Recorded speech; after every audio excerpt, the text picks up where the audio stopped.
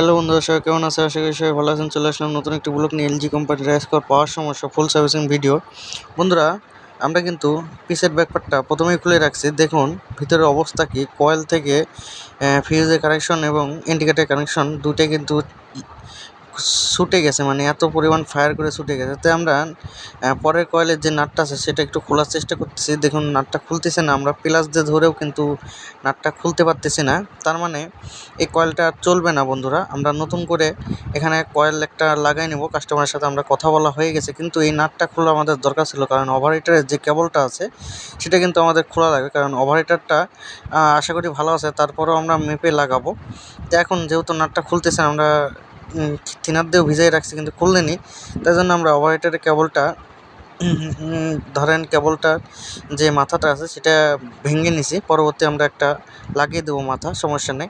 তো ওভারহিটারটাও আমরা খুলে নিয়েছি, যেহেতু আমাদের কয়েলটা খুলতে হবে, কারণ কয়েলটা এটা বাদ এই একটা কারণে, ফায়ারিং করার কারণে, আর হচ্ছে নাটটা আটকে থাকার কারণে জং ধরে একবার আটকে গেছে। নাটটা এটা খুলতে গেলে কয়েলের যে মাথাটা আছে সেটা ভেঙে যাবে, আর মাথা ভেঙে যাওয়া মানে কয়েলটা বাদ। তার থেকে আমরা কয়েলটা বাতিল করে দিয়েছি। দেখুন আমরা কিন্তু কয়েলটা খুলে নিচ্ছি, ম্যাগনেটের উপরকার লকগুলো খুলে নিলাম। এখন কয়েলের যেগুলো নাটগুলো আছে তিনটা সেটাও খুলবো। তার আগে একটু ভিজিয়ে নেব, কারণ জং ধরে গেছে থিনার দিয়ে। দেখুন আমরা যেভাবে ভিজাচ্ছি এইভাবে নাটটা খুলতে খুব ইজি হবে, কিন্তু আমরা এটা কয়েলের যে মাথাগুলো আছে সেটা তো ভিজিয়ে রাখছি, কিন্তু খুললো না। আর বেশি চাপাচাপি করলে একবারে ভেঙে যাবে, তো তার থেকে দরকার নেই। আমরা নতুন করে সব ইনস্টল করব এখানে। এই রাইস কুকারটার মোটামুটি সব কিছুই আমরা নতুন ইনস্টল করব। দেখুন আপনারা ভিডিওটা ধৈর্য সহকারে দেখতে থাকুন, অনেক অভিজ্ঞতা পাবেন আর অনেক কিছু শিখতে পারবেন। সমস্যা নেই, ভিডিওটা কেউ স্কিপ করবেন না, ধৈর্য সহকারে দেখবেন। আমার ভিডিওটা ভালো লাগলে অবশ্যই লাইক কমেন্ট শেয়ার করতে ভুলবেন না। আমার চ্যানেল নতুন হলে অবশ্যই সাবস্ক্রাইব করে দেবেন। তো বন্ধুরা দেখুন, আমরা কয়েলের দুটো নাট কিন্তু খুলে নিয়েছি অলরেডি। তৃতীয় নম্বর নাটটা খুলতেছি, একটু ধরে নিচ্ছি, না তারা নিচে কিন্তু পড়ে যাবে। তারপরেও দেখুন হুট করে খুলে গেল। তো সমস্যা নাই, আমরা কিন্তু কয়েলটা খুলে নিয়েছি এবং কয়েলটা কিন্তু বের করে আপনাদেরকে দেখাচ্ছি। দাঁড়ান, আমরা কয়েলটা খুলে নিয়েছি এবং এই দেখেন একবারে পার্ট টু পার্ট আলাদা করে নিয়েছি।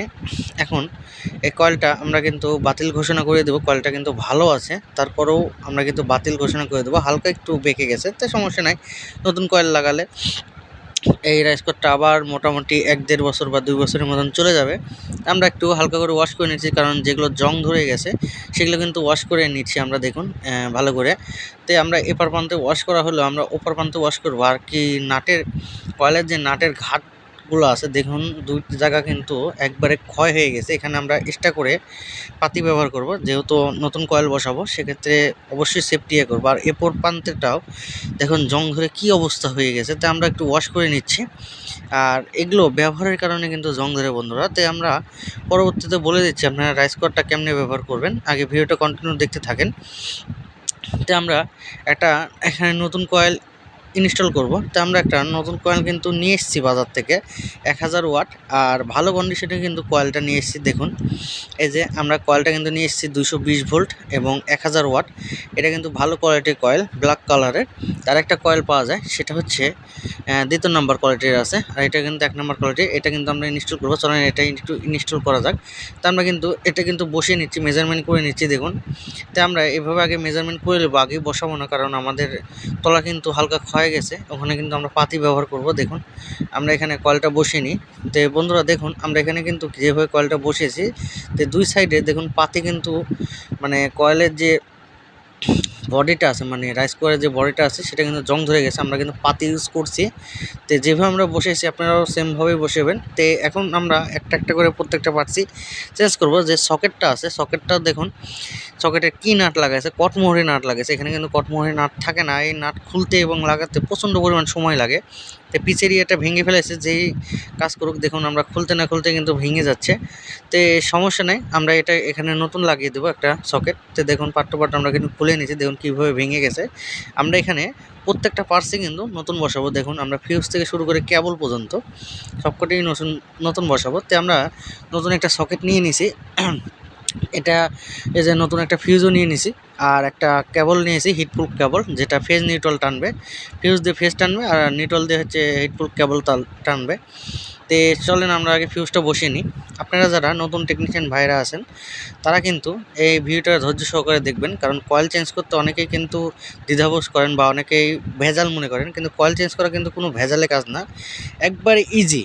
মানে ইজি বলতে কয়েল চেঞ্জ করার মতন আর ইজি কোনো কাজ নেই। তো আপনারা একটু ধৈর্য সহকারে ভিডিওটা স্কিপ না করে টেনে টেনে না দেখে একটু ধৈর্য সহকারে দেখবেন, তাহলে অনেক কিছু শিখতে পারবেন।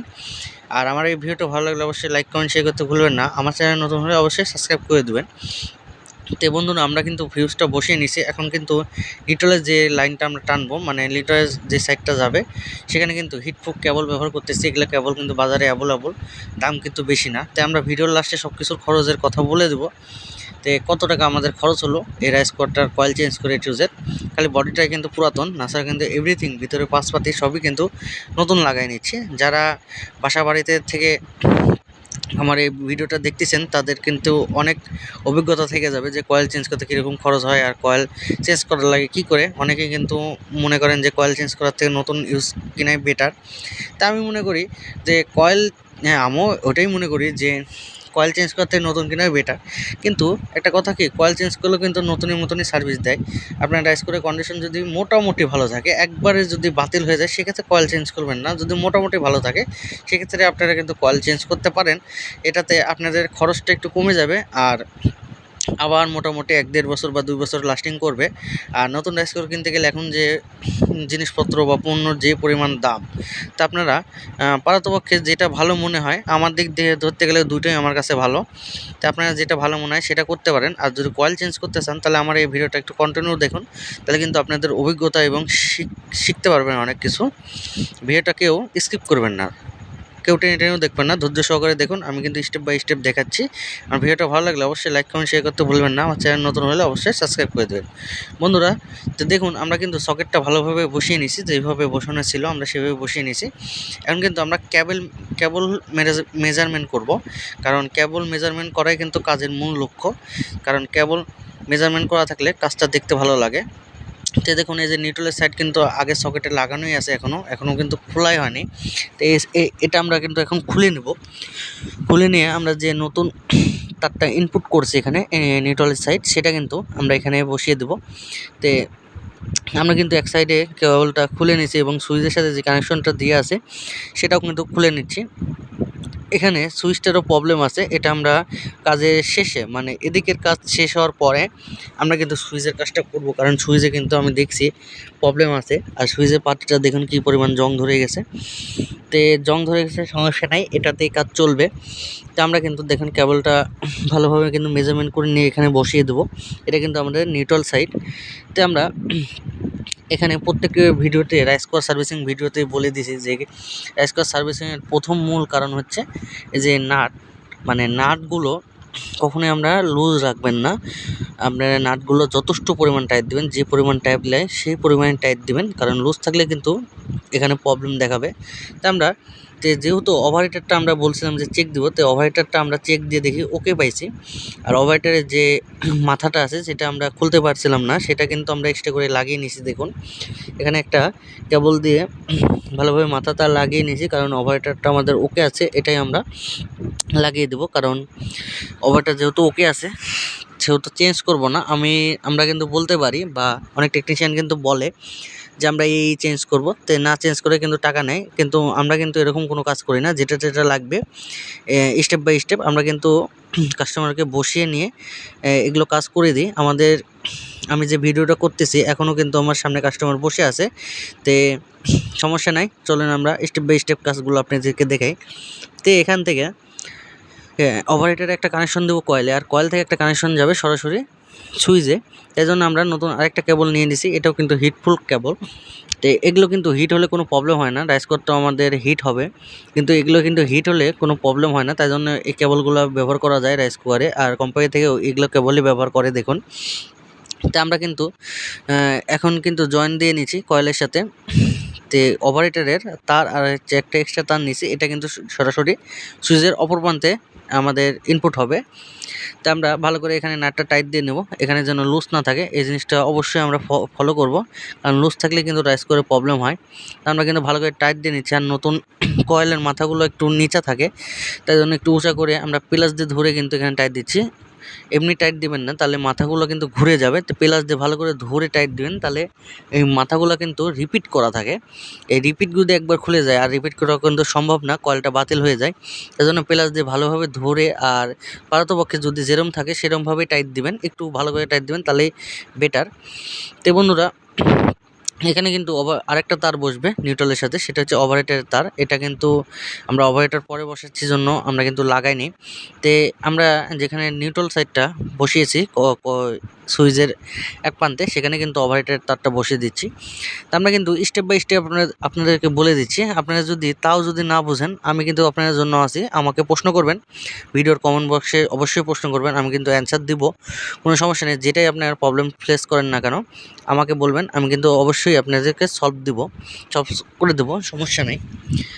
আর দেখুন, আমাদের ওভারহিটারের কানেকশন কিন্তু ওকে হয়ে গেছে। এখন আমরা ওভারহিটারের আরেক প্রান্ত যে কয়েলের সাথে কানেকশনটা দিয়েছি, সে তারটা কিন্তু এখন এখানে বসিয়ে নেব। দেখুন, এই কেবলটা আমরা কিন্তু বাদ দিয়ে দিলাম, কারণ একটা একটা করে কিন্তু আমরা প্রত্যেকটা কেবলই বাদ দিয়ে নতুন কেবল বসাচ্ছি। কারণ রাইস কুকারের কেবলগুলোরও প্রবলেম আমি মনে করতেছি। কেবল কিন্তু ভালো আছে, তারপরেও আমি মনে করতেছি এগুলো প্রবলেম, কারণ এগুলো হার্ড হয়ে গেছে, অনেক শক্ত, ধরলে মুড়মুড় করে ভেঙে যাচ্ছে। তাই জন্য আমি কিন্তু নতুন কেবল বসিয়ে দিচ্ছি, খালি বডিটাই পুরাতন থাকতেছে। আমার রাইস কুকারের প্রত্যেকটা পার্টস, এভরিথিং পার্টস কিন্তু নতুন বসতেছে, খালি সুইচটাও কিন্তু পুরাতন থাকতেছে।